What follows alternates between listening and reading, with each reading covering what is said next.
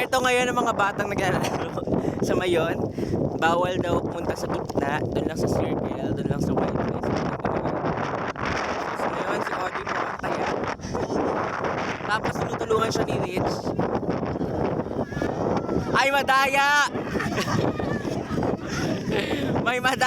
May madaya po tayo. Nandito po yung madayang taya.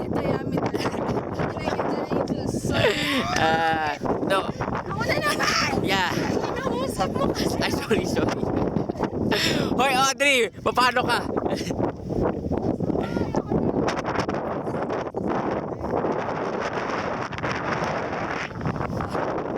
Pwede ba sa loob?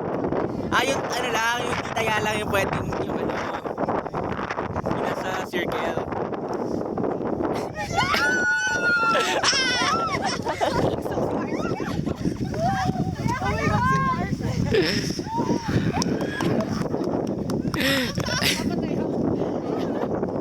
Nagloro.